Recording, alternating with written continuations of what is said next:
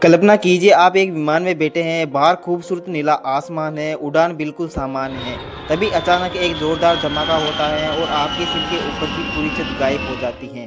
तेज हवा विमान के अंदर घुसती है, लोग चीखने लगते हैं, ऑक्सीजन मास्क नीचे गिर जाते हैं और कुछ ही सेकंड में सबको लगता है कि अब हम जिंदा नहीं बच पाएंगे। लेकिन ये कोई फिल्म की कहानी नहीं है, ये सच्ची घटना है।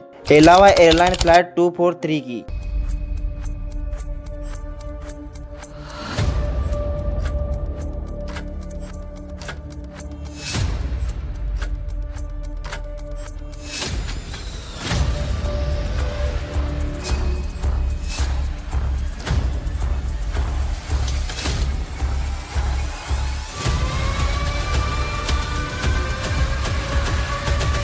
जेड इंडिया की वीडियो में एक बार फिर से आपका स्वागत है। ये कहानी शुरू होती है 28 अप्रैल 1988 को। ये दिन बिल्कुल सामान्य था, मौसम साफ था और हजारों लोग अपने रोजमर्रा के कामों में व्यस्त थे। अलावा एयरलाइन की फ्लाइट 243 को हिल्लू से हुलुलू जाना था। ये एक छोटी घरेलू उड़ान थी जो लगभग रोज चलती थी। विमान था बोइंग 737 जो कई वर्षों से सेवा में था। यात्रियों के लिए सिर्फ एक सामान्य सफर था। किसी को नहीं पता था कि कुछ ही मिनटों बाद ये उड़ान एविएशन इतिहास की सबसे खतरनाक घटनाओं में से एक बन जाएगी। इस एरोप्लेन में कुल 90 लोग बैठे हुए थे और इनका ध्यान रखने के लिए 5 क्रू मेंबर्स मौजूद थे और इन सभी को मिलाकर फ्लाइट में टोटल 95 लोग मौजूद थे। कुछ लोग छुट्टियां मनाने जा रहे थे, कुछ लोग अपने परिवार से मिलने जा रहे थे, कुछ यात्री खिड़की से समुद्र का नजारा देख रहे थे। फ्लाइट अटेंडेंट यात्रियों की मदद कर रही थी और माहौल पूरी तरह शांत था।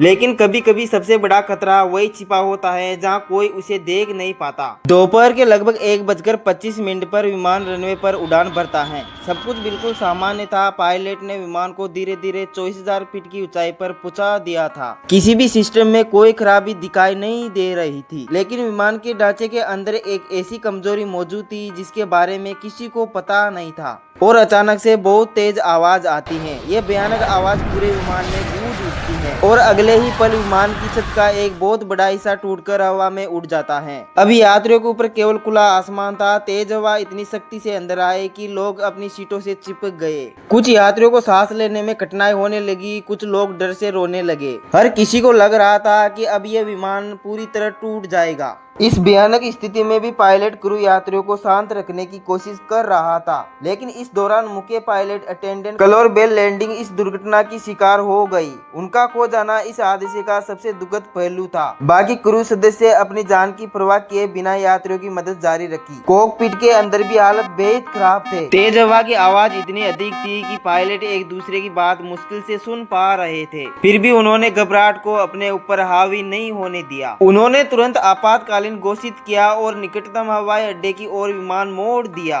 लेकिन सबसे बड़ा डर यह था कि वह विमान का बाकी हिस्सा टूट ना जाए, क्योंकि 24,000 फीट की ऊंचाई पर विमान का छत का एक बहुत बड़ा हिस्सा उड़ चुका था और तेज हवा की आवाज इतनी भयानक थी कि यात्रियों की चीखें भी सुनाई नहीं दे रही थी। कुछ लोग अपनी सीटों को कसकर पकड़े हुए थे, कुछ प्रार्थना कर रहे थे और कुछ को यकीन हो चुका था कि ये उनकी जिंदगी का आखिरी दिन है। विमान के अंदर चारों ओर कागज बैग और सामान उड़ रहे थे। ऑक्सीजन मास्क नीचे लटक रहे थे और पूरा केबिन किसी तूफान जैसा लग रहा था। लेकिन कॉकपिट के अंदर 2 लोग ऐसे थे जिन्होंने हार नहीं मानी। कैप्टन रोबोट और फर्स्ट ऑफिसर मेडलिन जानते थे कि उनके पास समय बहुत कम है। उन्हें जल्द से जल्द विमान को नीचे लाना होगा, क्योंकि इतनी ऊंचाई पर हवा बहुत पतली होती है और यात्रियों के लिए सांस लेना मुश्किल हो सकता है। कैप्टन ने तुरंत इमरजेंसी डिसेंट शुरू किया। विमान तेजी से नीचे आने लगा, लेकिन समस्या यह भी खत्म नहीं हुई। विमान की बॉडी पूरी तरह क्षतिग्रस्त हो चुकी थी। किसी भी समय पूरा विमान टूट सकता था। फिर भी दोनों पायलट पूरी शांति से काम करते रहे। कॉकपिट में हर सेकंड मौत का खतरा मंडला रहा था। फिर भी कैप्टन रोबोट और फर्स्ट ऑफिसर मेडिलिन ने घबराने की बजाय अद्भुत साहस और धैर्य का परिचय दिया। दोनों पूरी शांति से समझदारी के साथ विमान को सुरक्षित उतारने की कोशिश में जुटे रहे। जैसे जैसे विमान नीचे आ रहा था, केबिन के अंदर का दृश्य और भी भयावह होता जा रहा था। तेज हवा की आवाज किसी तूफान की तरह गूंज रही थी। कई यात्री अपनी सीटों को कसकर पकड़े हुए थे और इसी बीच कैप्टन रोबोट ने एयर ट्रैफिक कंट्रोल को आपातकालीन संदेश भेजा। हमारे विमान को गंभीर नुकसान पहुंचा है, हमें तुरंत लैंडिंग की आवश्यकता है। एयर ट्रैफिक कंट्रोल ने तुरंत सबसे नजदीकी हवाई अड्डे पर आपातकालीन की घोषणा कर दी।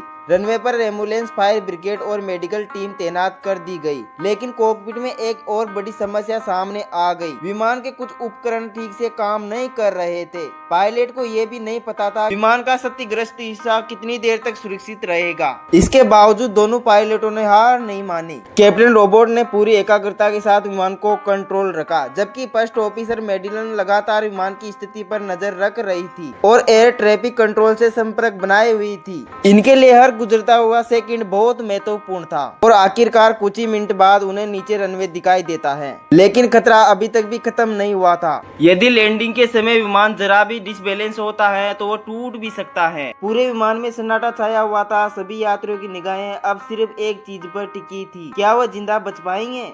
कैप्टन रोबोट ने गहरी सांस ली, विमान को धीरे धीरे रनवे की तरफ मोड़ा और लैंडिंग की तैयारी शुरू कर दी। कैप्टन रोबोट ने पूरी सावधानी के साथ विमान को रनवे की ओर बढ़ाया। उनकी नजरें सामने थी और हाथ कंट्रोल मजबूती से टिके हुए थे और विमान के पियों ने रनवे को छू लिया था। पहला झटका जोरदार था, लेकिन कैप्टन ने तुरंत विमान को कंट्रोल कर लिया था। कुछ ही सेकंड बाद पूरा विमान पूरी तरह रनवे पर दौड़ने लगता है और केबिन में बैठे हुए यात्रियों को अभी भी यकीन नहीं हो रहा था कि वो जिंदा है। आखिरकार विमान धीरे धीरे रुक जाता है। पूरे विमान में तालियों और खुशी की आवाजें गूंज उठती हैं। कई यात्री रोने लगते हैं। कुछ लोग एक दूसरे को गले लगा रहे थे। उन्हें समझ में आ गया था कि वह मौत के मुंह से वापस लौट कर आए हैं। पहले से मौजूद फायर ब्रिगेड और मेडिकल टीम तुरंत विमान की तरफ दौड़ी। घायल हुए पैसेंजरों को बाहर निकाला गया और यात्रियों को सुरक्षित स्थान पर पहुंचाया गया। उम्मीद करता हूँ ये वीडियो भी आपको पसंद आई होगी। इस तरह की वीडियो देखने के लिए हमारे यूट्यूब चैनल को जरूर सब्सक्राइब करें। धन्यवाद।